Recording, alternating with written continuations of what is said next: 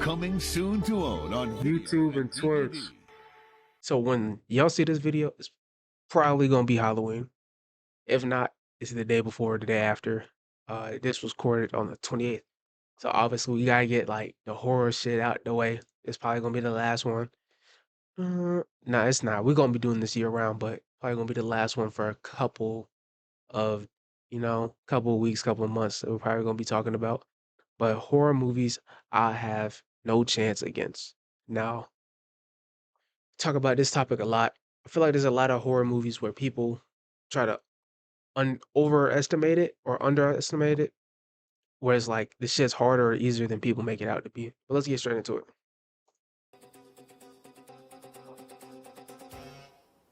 What are you going to do with those pies, boys? We are now reaching the end of October, which means Halloween is right around the corner. The holiday Yes, where sir. people get to dress true to themselves, steal a bunch of sweets off people for free, and my favorite thing about Bro, how y'all ever been robbed for your Halloween candy? I remember when I was a little ass kid, like the teenagers, they'll try to like scare you. So you drop your bag in candy and you run off and they just take your bag. This shit was so fucked up. this holiday is where people make a bunch of YouTube videos about horror. Ladies and gentlemen, I recently put up a poll and the majority of you agreed it's time to jump another horror video. And this time, we're gonna start off of what I spoke about last time and jump onto talking about horror villains that would end my life. Demons that would eat my soul like it was a buffet. Aliens running around bleeding acid. Ghosts possessing people and making them do the craziest shit. Or Winnie the Pooh becoming a serial killer. I mean, they're all crazy. I'm gonna bring up a couple of horror villains I've become more familiar with over the last couple of weeks because I've been preparing for this video. Day and night I've been torturing myself, subjugating myself, burning my eyes to the worst of the worst movies. Like Hooties. I mean, a movie about kids eating chicken nuggets and turning into zombies. That's insane, man. Shit, I would have turned into a zombie day one. I love chicken too much, man. And also, I'm gonna rank how easy it would be to survive if I were to go ahead and encounter some of these villains. I'll be ranking out of 10 with 1 being I'm getting out here scot-free and 10 being I'd rather do it myself, man. So with everything understood and ready to go, let's get into the first individual. Shit. And Talk to me, none other than the GOAT himself, Ghostface. Now, Because of the way he attacks people, I'm not losing. Because obviously I'm 6 foot, 240 pounds. You feel me? I'm not losing. Even if it's a 2-on-1, probably not going to lose. Just because, like, he has too much pride to, like, sneak attack you. If he was doing sneak attacks, no calls, no nothing, like, nigga just popped up behind you and just attacked you, I'm fucked. But he doesn't operate like that. before I go ahead and even speak about this weirdo, I just want to address to all the people that say Ghostface is easy to beat just because he's human or clumsy as hell. Get the hell out of here, man. That's a bullshit answer. That response is trash. You can't believe that shit. As much as most of the Ghostface killers are goofy, with them chasing their victims for like 2 whole minutes and getting nowhere near them, getting an entire bookshelf dashed onto them, or crashing into a door like this is a Tom and Jerry cartoon, all of that doesn't mean they're easy to go against. It's not like Ghostface doesn't get shit done. They at least kill 3 to 5 people every movie. They be hustling out here. He's a real killer. So how you forget that shit by saying he's human? And also, this guy is hella persistent. He would do things like stub his toe, get dashed through a building, and be on fire, and still chase you to kill you. He's a dead. Yeah, nigga, the moment I stub my toe, nigga, I'm dropping everything. I ain't want it that badly. Dedicated guy, I'm telling you. Ghostface to me is one of the coolest horror villains I've ever seen. He's the coldest slasher villain. I mean, his drip is fire, his voice is sick, and all in all, he's just a cool mascot. I recently just went ahead and finished watching all the Scream movies, and I ain't gonna lie, these movies are cold. There's hands down a couple of decent Ghostface killers. Like Billy and Stu are definitely the best duo, but I ain't gonna lie, Roman and Jill, 10 out of 10 performance, feck, man, they went crazy. If you're not familiar with how Ghostface came to be, let me quickly summarize it to you. Ghostface first started with Billy and Stu, with Billy having a motive to take revenge on the Prescott family after Sidney Prescott's mom, Maureen Prescott, went to doing the freaky with Billy's dad, which made Billy's mom crazy work, which affected him so much he went ahead to murder Sidney's mom. And then Stu, well, Stu was just a crackhead. I'm pretty sure he just liked killing people. He's crazy. Then He was just on that timing for him. after these two died, But underrated talk, Matthew Lillard, and him in the horror movies, oh my god, way better than his Scooby-Doo shit. I feel personally. Don't get me wrong, I loved his Scooby-Doo live action, but I loved his horror movies he used to do way better. Well, Stu was just a crackhead. I'm pretty sure he just liked killing people. He's crazy. Then after these two die, the rest of the Ghostface killers just switch up between straight up revenge and just a bunch of mad people. In Scream 2, Billy's mom is a killer and she just wants revenge on Sidney since she killed Billy. And Mickey is a killer because he wanted to be famous. Here's a dickhead. Then we get to Scream 3's killer, Roman Bridger, who practically started all the murders in Woodsboro in the first place. Roman was Sidney's half-brother, and because her mom, who's also Roman's mom, abandoned him for Sidney, he showed Billy footage of his mom mashing with Billy's dad. And then Billy went ahead to go and kill their mom. He got his mom killed. He orchestrated everything. Bro really couldn't understand his mom never wanted him. It's okay to give up, man. Then we go into Scream 4's killers, which are Charlie and Jill. And Jill is crazy. Jill is Sidney's flipping cousin and she snaked Charlie by murking him and even killed her own mom just to get clout. She became a murderer because she was jealous of Sidney. She's insane. But Jill was definitely trying to play the part. She was out here stabbing herself, ripping hair and jumped into a glass table so she could look like a victim. This some S-tier acting. She almost did it as well. Not really, it is though. Dewey clock that she was sus. Then in the last two Scream movies, like the fifth one, it's just two crazy fans trying to recreate a movie by using Sam and Tara, because Sam is Billy Loomis's daughter. And then Scream 6, it just revolves around revenge, since Sam killed Richie and Richie's family decided they wanted to finesse her and Tara. But throughout all these movies, Ghostface stays consistent. The key thing about him is that he's unpredictable. He's a stealthy bastard. Yeah. He moves like he's Solid Snake. You won't know when he comes to attack you because he chooses when to jump out and attack you. The fact that someone can have that edge over you and pop out of nowhere is enough for me to go ahead and say I would die, I'm finished. Yes, I agree with what other people say. If I was able to catch Ghostface before he gets me, or we just run the ones, then yes, I'd probably... Yeah, I also feel like unless he uses that shotgun like he did in Scream 7, nigga, if you go for a knife attack, it better be, I promise you, nigga, it better be one strike, one kill. Cause I'm gonna turn around and beat the fuck out this nigga's ass. beat one of them. At that point, they're just a normal guy. There's probably a 50-50 chance of me coming out of there alive, but 9 times out of 10, it's never like that. He's never one to just appear right in front of you often to come and kill you. Ghostface will give you a phone call to put you off. See, now once I get that phone call, I'm on high alert for the rest of my life. Until this nigga is caught, or until he's confirmed dead, nigga, I'm on high alert.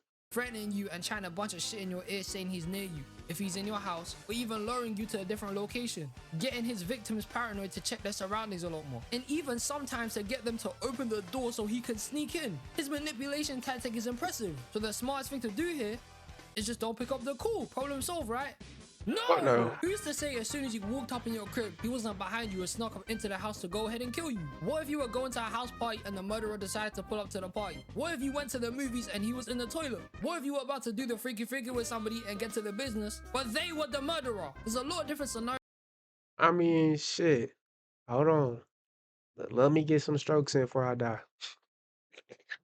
Yo, let me hit that first before you kill me. You need to think about here when saying you survived Ghostface. Most people purely look at it from a one-on-one perspective, and if you only look at it from that way, it completely takes away the point of the guy. All his kills are from getting the drop on people. Also, the numbers Ghostface has is another problem. Most of the Ghostface killers come in pairs, so there's 2 of them. Scream 3 had 1 and Scream 6 had 3. So who's to say you won't get jumped by these men? You will get jumped by these. Nigga, if I get jumped by three niggas, yeah, I'm losing. But if I get jumped by 2 175-pound white boys, no offense. Nigga, fuck out of here. Fuck out of here, nigga. You better have a gun. Better shoot me, nigga.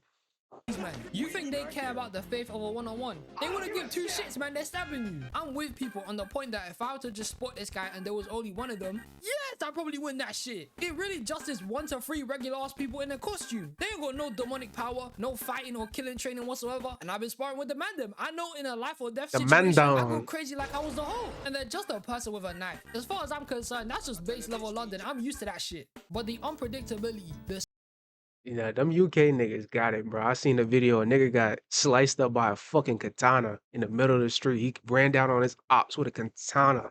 No switches, no Glocks, nigga. They got swords. Man, UK funny as hell. Manipulation and the numbers they have, I wouldn't die fighting one Ghostface. I'd die by getting jumped by both of them. That's the only way I'm going out. Ghostface ranking is a 5 out of 10. Solely because he's definitely easy to beat, as long as he doesn't get the drop on me. And if only 1 of them comes at me because it's a normal guy in a normal costume, he's getting his shit rocked. I'm beating the hell out of this man. But also, let's cut that shit. You gotta be silly to win against them. Her plot armor is too strong. Now I know what you're thinking. Megan Fox is a horror villain? Shit, I let her kill me. That's a I'm not gonna lie. She might backdoor me, but goddamn, it was worth it. Fine shit, man. Jennifer Check is the main antagonist of a movie called Jennifer's Body, where it follows the story told by a friend called Needy. And it's about how her friend Jennifer gets abducted by a rock band who want to sacrifice her to the devil for fame, and they do get their fame. But Jennifer becomes a demon. She's a succubus, and she goes around killing niggas to eat them so she can stay alive and A succubus. Hold on. You better watch out. I'm trying to get 8. A nigga trying to get 8. Hold on. Chill. Chill. I'm a man of God. I'm, I'm playing around too much. Chill. keep her youthful looking appearance. Because if she doesn't keep doing that, then she starts to look ugly, frail, and by my guess, probably dies Man of God, eventually. man. I need Now, to ain't chill. gonna lie, when I watched this movie like 2 days ago, I was like, this shit is depressing. First off, Jennifer was already a horrible friend. That shit was crystal clear way before she became a demon. She practically controlled Needy's wardrobe and what she wore so she would look like the ugly one between the two of them. She definitely had some level of hate to her with the way she was pushing her at Chip's crib. Needy would constantly worry and be telling her she'd be doing some stupid shit, and she wouldn't listen. Like the whole part of the movie where Jennifer gets into the van with the rock band to go get killed is because she wanted to get into the van. Why are you Wow. getting into a stranger's whip? What's wrong with you? I'm not saying she deserves That clout, to man. die, but shit, her awareness was terrible. And even with all this dumb behavior toward her own friend, Jennifer loved Needy. She saw her lips and did it for like a whole minute. The scene of this on YouTube has 437 million views. You're Chill. I wonder why. all a bunch of gooners. Then there's the whole shebang All right, bro. We can't look at a scene without getting called gooners no more, bro. It's not even like that, bro. where Jennifer decided to go for her boyfriend and eat this guy. Where's the bro code, man? You're tripping. And second is that she was always sus. Before her and Needy went ahead to go to the bar, she started calling guys salty morsels. And you know what morsels mean? It means food. What did she mean by that at the time? She was weird. Even when she got her power, she started burning her tongue for it to heal back and call herself a flipping god. Then while everybody else was devastated and upset at the murders around Devil's Kettle, which most of those murders were done by Jennifer, when everyone is gloomy, sad, and just grieving, Jennifer was out here moving like she didn't care. She was the only person in bright colors and acted like nothing happened. It's like she was unfazed to everything. She was strange. But let's just go ahead and get to what we're here for. Would I survive Jennifer Check? Well, that depends. All I have to do is just not approach her. Would I survive? Uh, I might fall for the hezzy. I'm not gonna lie. Even moved her, then it's not that deep. I'll probably survive, have a nice life, eventually a picture perfect family and kids, and maybe just live life to the fullest.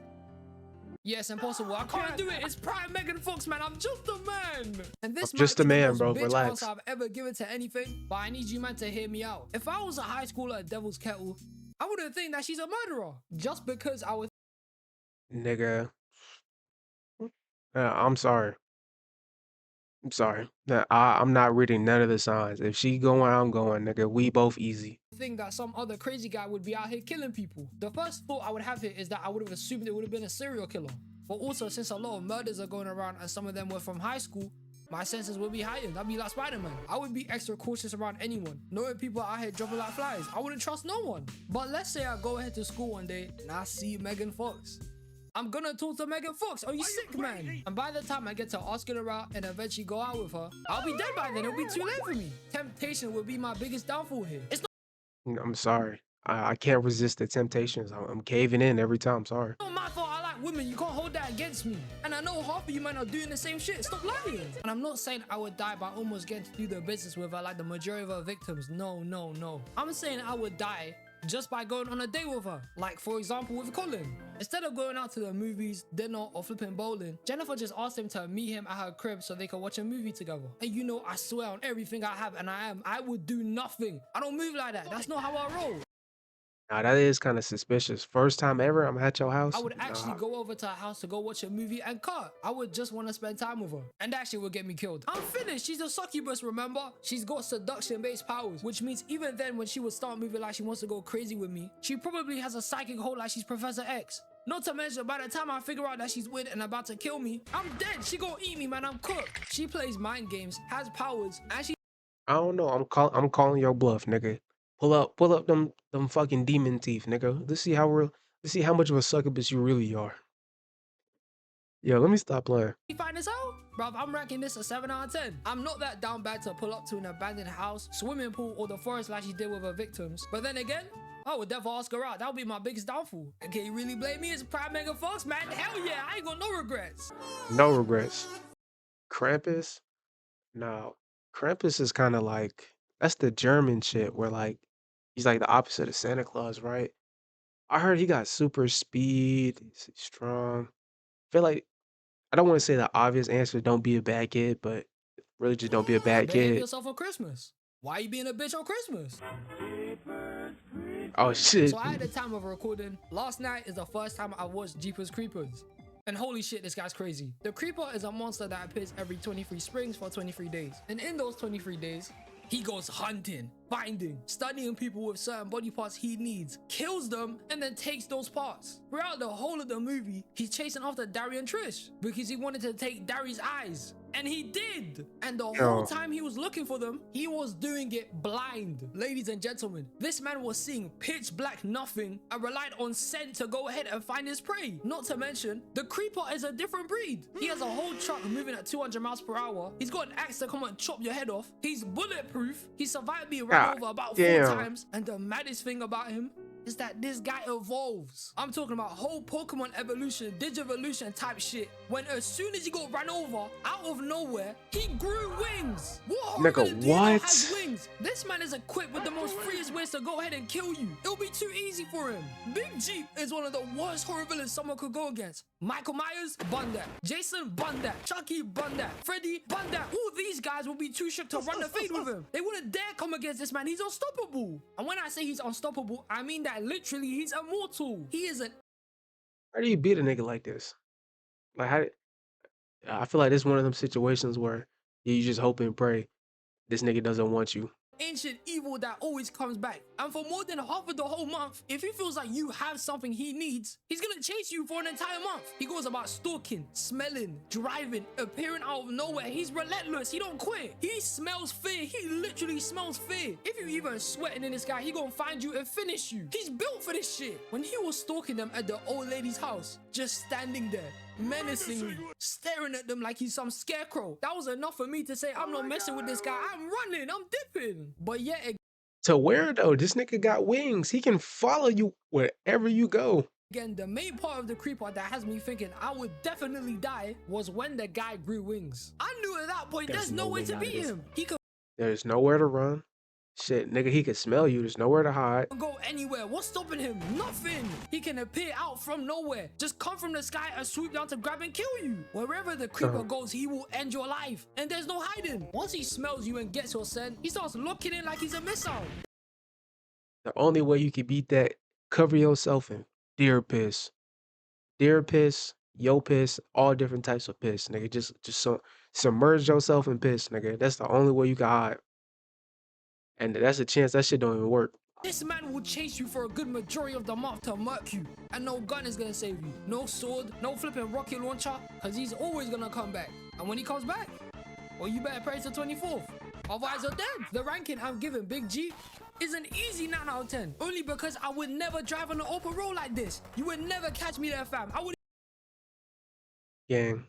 9 out of 10. Only because I would never drive on an open... Gang. But I forget. I don't know how the UK is, but like here in America, a road like this, nothing crazy. Your GPS might take you down this road, and this is just normal back roads. Nigga, you're fucked regardless. A road like this, you would never catch me there, fam. I would even second guess going back on the motorway full of cars. I ain't doing that shit. But if I was already driving through here and saw the Creeper's van, yeah, I'm dead. So these are some horror villains that you know would end my life easily. If you might disagree with my points, I've got any more horror villains and movies. Yeah, that was a crazy video. Let me know how y'all feel about that down below. Get your hands off of me, wanna rest my bones when I am free. You can't control